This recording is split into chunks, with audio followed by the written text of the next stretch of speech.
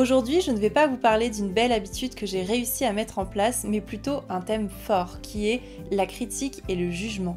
Car on en est constamment entouré et que la critique peut être positive, mais très souvent, elle devient néfaste, voire toxique.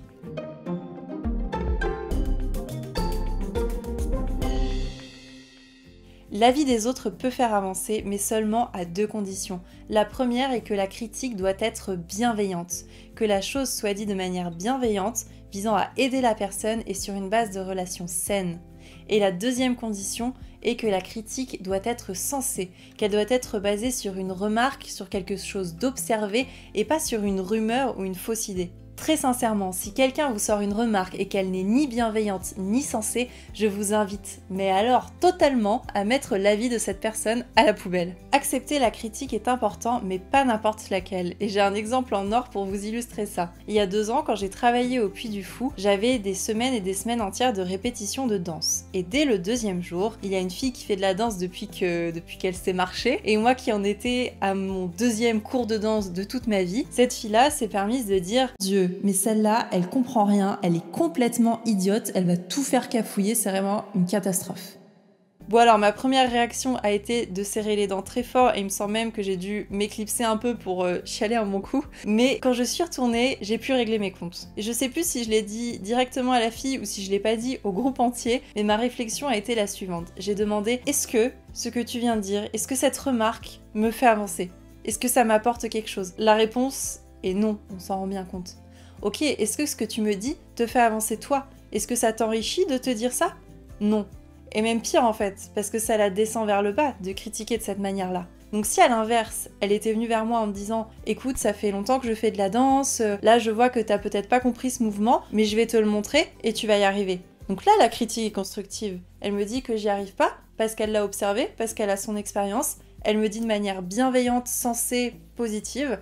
Moi, je peux progresser et elle progresse également de me faire avancer. Si vous avez une critique à faire à quelqu'un, je vous invite à y réfléchir à 2 fois et vous poser 3 questions avant de la faire. En numéro 1, est-ce que ce que je vais dire à cette personne va la faire grandir? Est-ce que je vais avoir un impact positif? Ensuite, en numéro 2, est-ce que ma relation avec cette personne est saine? Est-ce que je suis pas en train de me comparer, de me venger par rapport à quelque chose? Est-ce que ma relation est saine? Ça, on va l'aborder dans une autre vidéo. On parlera du triangle de Karpman. Et en 3, suis-je en mesure de proposer une solution à cette personne? Parce que c'est bien mignon de balancer une bombe à quelqu'un et de le laisser comme ça dans un coin. Ça sert à rien de dire « bah t'es nul dans ce domaine » si on peut pas apporter son aide. Non, la critique 100% gratuite ne sert à rien et ne permet pas d'avancer. Mais une critique qui est construite avec l'envie profonde d'aider la personne, ça fait avancer. Face à une situation, tout le monde peut mettre son grain de sel et vous déstabiliser. C'est à vous dans ce cas-là d'être plus intelligent et de vous rendre compte que bien souvent, les critiques infondées des autres viennent de leurs propres blessures. Et pour ça, vous vous en doutez bien, j'ai un exemple parfait pour vous qui a été ma transition entre mes 4 années d'études scientifiques où j'ai décidé de tout arrêter pour reprendre en une 5e année d'école de communication. Alors là, ça a été le bal absolu, ça a été incroyable. Mon ex-copain de l'époque qui me dit « Non mais de toute façon, tu fais vraiment bien d'arrêter les sciences parce que t'as pas l'esprit scientifique, t'es pas cérébral, t'es pas assez intelligente pour ça. Va plutôt dans ces métiers-là, ça demande un peu moins de réflexion, hein. » Ce qui est assez drôle, c'est que cette personne en question n'a jamais réussi à valider ses années d'études scientifiques, alors que moi, j'ai réussi. Ça montre bien qu'il était face à sa propre blessure et qu'il essayait de se rassurer comme il pouvait en me descendant, ce qui n'est quand même pas hyper intelligent. Encore pour cette même situation, j'ai été face à ma famille qui a fait des hautes études scientifiques, donc je connaissais que cet univers scientifique. Et le fait que je m'éloigne de cet univers a créé quelques doutes et quelques critiques qui pour le coup étaient vraiment bienveillantes, mais qui n'étaient pas forcément censées ni adaptées à ma personne. Ou par exemple, on m'a dit « T'es vraiment sûr de quitter le milieu scientifique parce que c'est quand même quelque chose de solide, c'est des métiers qui sont basés sur des faits réels, donc c'est quand même rassurant. T'es sûr de ton choix? T'es vraiment sûr ?» Ou alors le clou du spectacle, une directrice d'une école de relations internationales et communication qui, à l'issue de mon rendez-vous où je me suis débattue et où j'ai quand même plutôt bien géré, me dit « Bon alors mademoiselle, vous avez de très belles compétences, mais vous avez fait 4 années d'études scientifiques. À partir de maintenant, vous êtes dedans, vous allez jamais réussir à faire autre chose que ça. Vous allez devoir vous hyper spécialiser dedans pour que votre avenir ressemble à quelque chose, sinon c'est foutu. Bon, on va vous conseiller, vous pouvez faire une remise à niveau en prenant toutes ces formules très chères de notre école l'école pour enfin oser espérer avoir quelque chose de solide. Ce à quoi j'ai répondu « Au revoir madame ».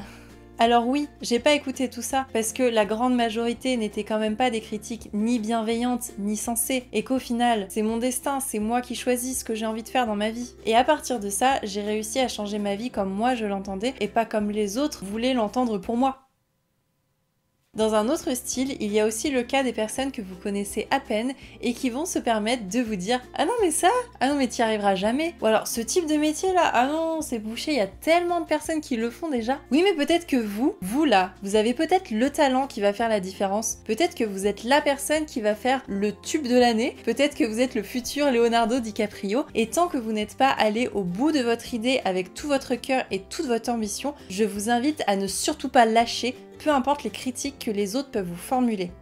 Où est-ce que vous existez au milieu de toutes les remarques des autres? Chacun y va de sa propre sauce, avec ses propres jugements de valeur, ses croyances et son avis erroné sur votre personne. Mais c'est pas simple de gérer tout ça, comment est-ce qu'on peut faire?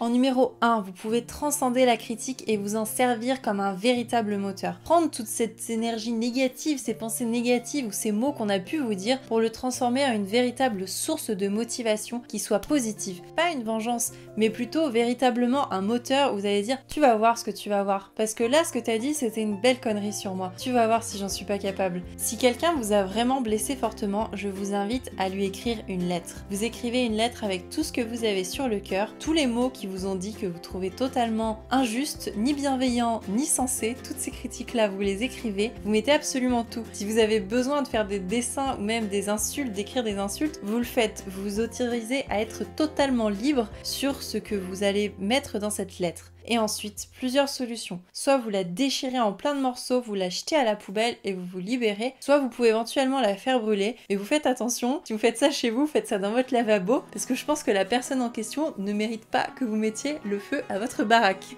Si plusieurs personnes vous ont blessé par l'intermédiaire de petites phrases sournoises placées par-ci par-là, t'es un petit peu idiote, oui t'es nul, tu vas pas y arriver, ce genre de petits trucs un peu sympas, vous écrivez ces petites phrases sur les post-it, vous mettez le nom de la personne, et pareil, vous allez tout déchirer et mettre à la poubelle pour vous libérer. Et le fait de faire cet exercice et de passer par quelque chose de matériel, ça va aider votre cerveau à se purger, à se détoxifier de toutes ces choses qu'on a pu vous dire, qui au final n'étaient pas fondées, ni bienveillantes, ni sensées, donc ne vous aidant en aucune manière. J'ai un dernier conseil pour vous, mes petits agneaux. Entourez-vous de personnes qui ont un impact positif dans votre vie, qui vous aident à avancer, qui vous soutiennent dans toutes vos décisions et surtout qui ont la sagesse et la bienveillance de vous aider à vous remettre sur de bonnes rails quand vous n'allez pas bien.